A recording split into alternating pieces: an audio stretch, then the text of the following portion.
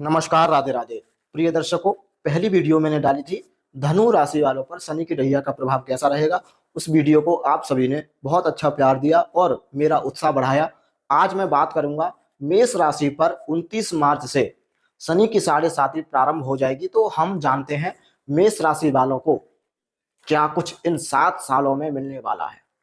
इनका पहला चरण प्रारंभ होने वाला है और मैं आपको बता दूं, पहला चरण जो शनि का रहता है वो हमारे मस्तिष्क पर रहता है। दूसरा चरण हमारा पेट से संबंधित रहता है और तीसरा चरण हमारा पैरों में चला जाता है। तो अभी आपके ऊपर पहला चरण शनि का रहेगा और आपके ऊपर शनि की साढ़े साती प्रारंभ हो जाएगी।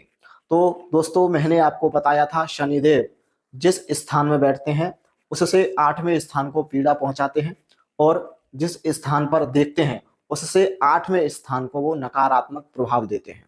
तो अब देखिए, आपकी जन्म कुंडली में शनिदेव की अगर अवस्था अच्छी है तो आपकी शनि की साढ़े साती इतनी खराब नहीं जाएगी। जैसे कि शनि आपका केंद्र में बैठा हो, शनि उच्च का हो गया हो, तुला राशि में उच्च का हो गया हो, शनि बृहस्पति के साथ बैठा हो, शनि त्रिकोण स्थान में बैठा हो, शनि शुक्र के साथ बैठा हो, शुभ ग्रहों की दृष्टि हो, तो आपकी जन्म कुंडली में शनि का प्रभाव अच्छा माना जाएगा।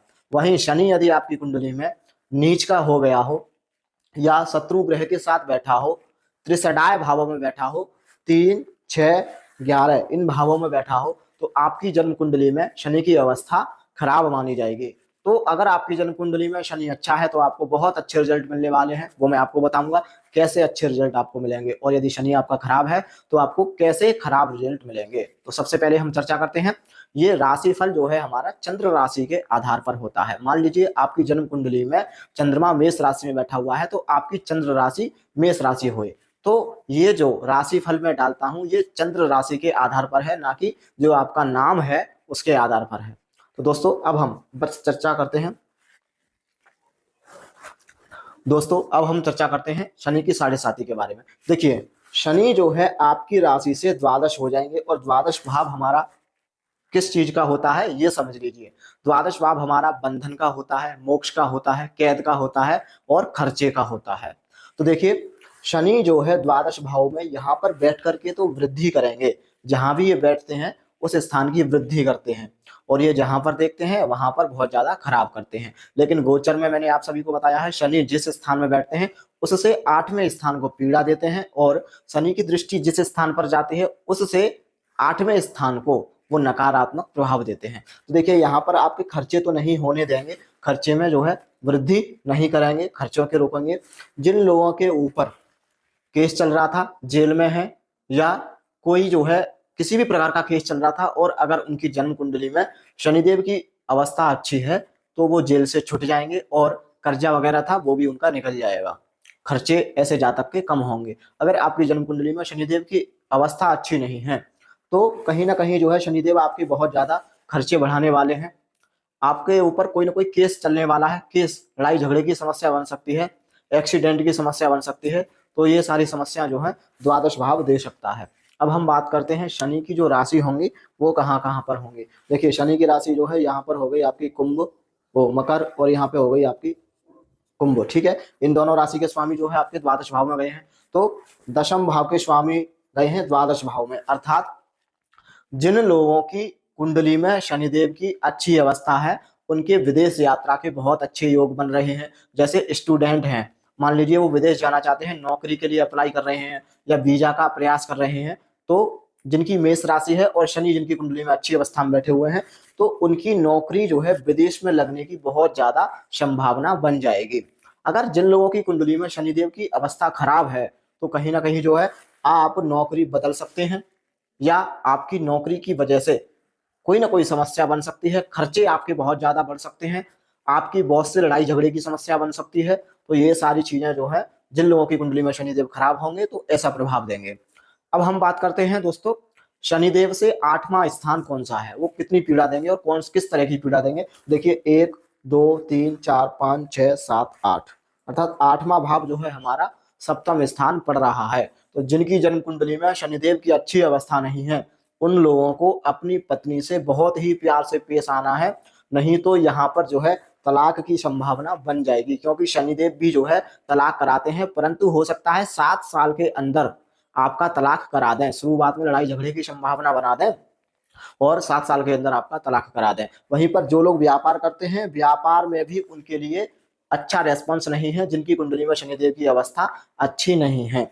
यदि आपको अपनी जन्म कुंडली में जानना हो शनिदेव की कैसी अवस्था है और आपको शनि की साढ़े साती में क्या क्या प्रभाव मिलने वाला है, क्या क्या आपके जीवन में होने वाला है इन 7 सालों में, तो मैं मात्र ना ही 1100 रुपये लेता हूँ, ना ही 2100 रुपये लेता हूँ, मैं मात्र लेता हूँ 251 रुपये और आपकी जन्म कुंडली में बताऊंगा शनिदेव शनि की साढ़े साती में आपको क्या कुछ मिलने वाला है।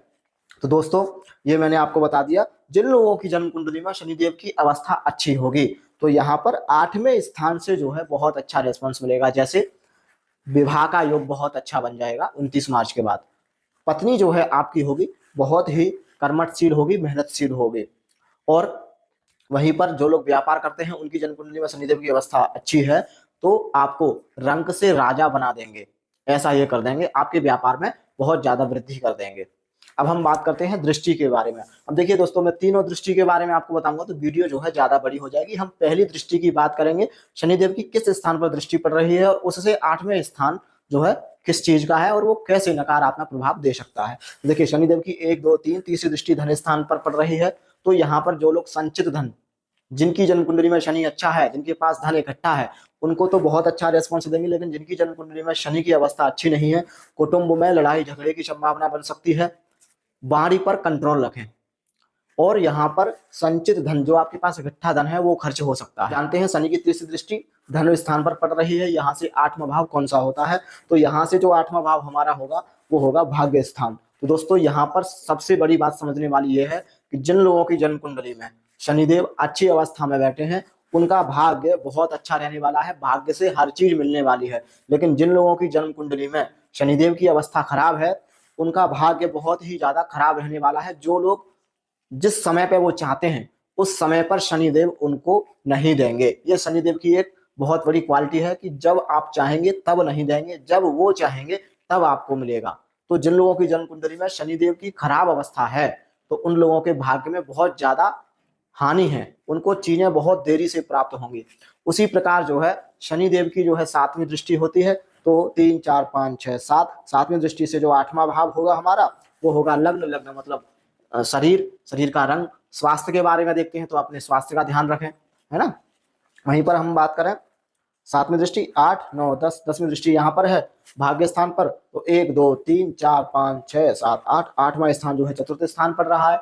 तो यहाँ पर जिन लोगों की जन्म कुंडली में शनि की अवस्था अच्छी है तो यहाँ पर जो है भूमि वाहन मकान की सोच रहे हैं तो आपका ये काम इन 7 सालों में हो जाएगा।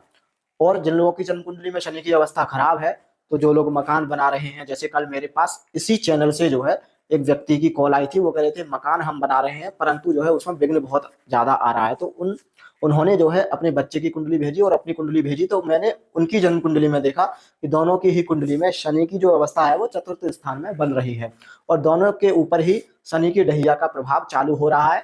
तो लेकिन शनिदेव उनकी कुंडली में जो है अच्छी अवस्था में बैठे हैं, अच्छी पोजीशन में बैठे हुए हैं। तो मैंने उनसे कहा कि आपका मकान जो है बन जाएगा लेकिन थोड़ा सा देरी हो सकती है, धीरे धीरे मकान जो है आपका बनेगा। तो जिन लोगों की जन्म कुंडली में शनि की अवस्था खराब है तो मकान बनाने में समस्या आएगी, भूमि खरीदने में समस्या आएगी, वाहन खरीदने में बहुत ज्यादा प्रॉब्लम आ सकती है। तो इसके लिए मैं आपको पूरा निचोड़ बता देता हूं। आपको कुछ नहीं करना है, प्रत्येक शनिवार को जल में तिल मिला करके भोलेनाथ को चढ़ाओ आप, है ना, हनुमान जी की उपासना करो। शनिदेव आपकी हर इच्छा जो है पूरी करेंगे जिन लोगों की जन्म कुंडली में शनि की अवस्था खराब है। और जिन लोगों की जन्म कुंडली में शनि की अवस्था अच्छी है उनकी तो फिर बात ही बहुत अच्छी है, क्योंकि उनके लिए सब कुछ मिलने वाला है जैसा कि मैंने आपको बताया है। तो दोस्तों गोचर के अनुसार मैंने आप सभी को बताया है मेष राशि वालों के लिए शनि की साढ़े साती का प्रभाव इन 7 सालों में क्या रहेगा और क्या कुछ आपको मिलेगा, क्या कुछ नहीं मिलेगा। तो आपको अगर अपनी जन्म कुंडली के बारे में जानना हो, शनि की अवस्था कैसी है, तो दिए गए नंबर पर संपर्क कर सकते हैं। तो अगली वीडियो में मिलता हूं। नमस्कार, राधे राधे।